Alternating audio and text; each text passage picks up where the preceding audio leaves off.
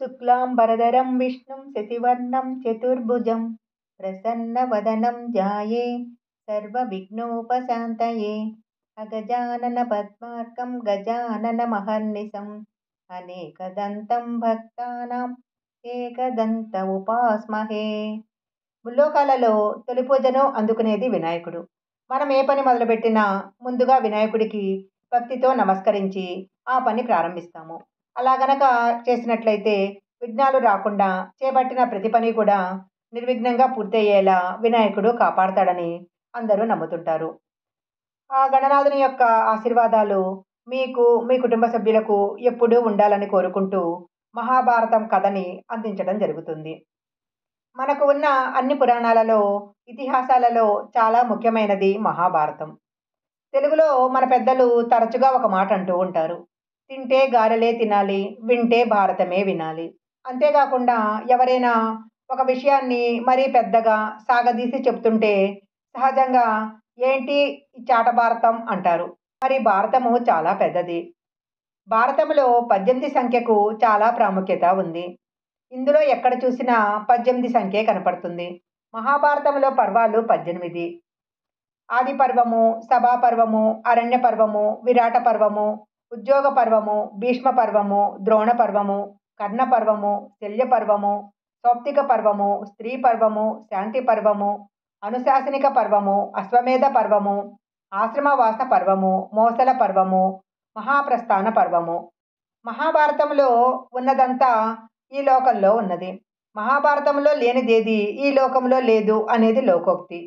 ఆది పర్వంలో రాక్షసుల గురువైన శుక్రాచార్యుడైన కుమార్తె దేవయాని, చంద్రవంశ మహారాజు యయాతిల చరిత్రతో పాటు శకుంతల, దుష్యంతులకు సంబంధించిన అనేక కథలు ఆది పర్వంలో తెలియజేయబడుతుంది. ఆది పర్వంలో నన్నయ్య అసలు తను ఎందుకు మహాభారతాన్ని తెలుగులో రచిస్తున్నాడో, అలా రాయటానికి ఎవరు తోడ్పడుతున్నారో వివరిస్తాడు. మహాభారతం యొక్క ప్రశస్తిని, అందులో ఏ ఏ విభాగాలలో ఏ కథాంశం ఉన్నది అన్న విషయాలను కూడా వివరించాడు.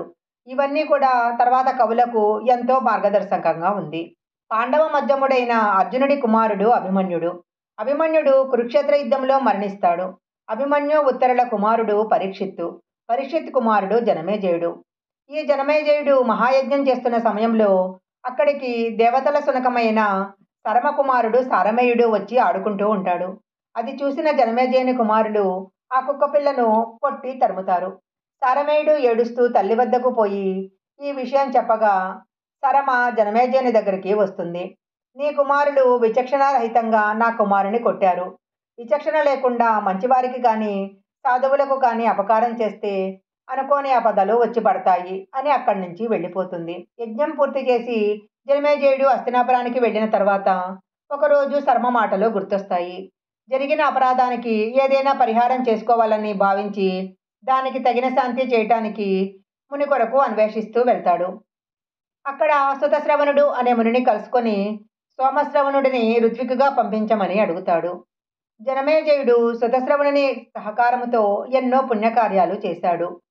శౌనకుడు నమిసారణ్యములో సత్రయాగం చేస్తున్న సమయంలో అక్కడికి రోమ మహర్షి కుమారుడైన ఉగ్రశవసుడు అనే సూతుడు వస్తాడు. సూతుడు తనను మునులకు పరిచయం చేసుకొని పురాణ కథలు చెప్పటంలో సిద్ధహస్తుడనని చెప్తాడు. అక్కడ ఉన్న మునులు పుణ్యకథను వినాలని కోరికను తెలియజేస్తారు. అప్పుడు ఉగ్రశవసువు వారికి ఒక కథ చెప్తాడు.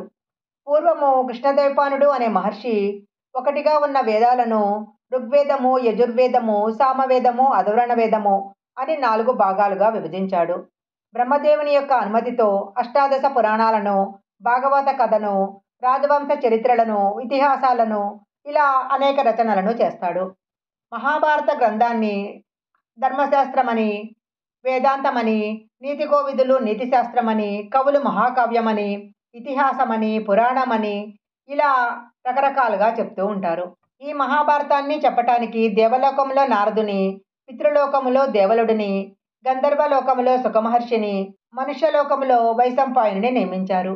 వైశంపాయనుడు జనమేజయునికి ఈ మహాభారతం చెప్తుండగా నేను విన్నాను, అది ఈరోజు నేను మీకు చెప్తున్నాను అని చెప్పాడు.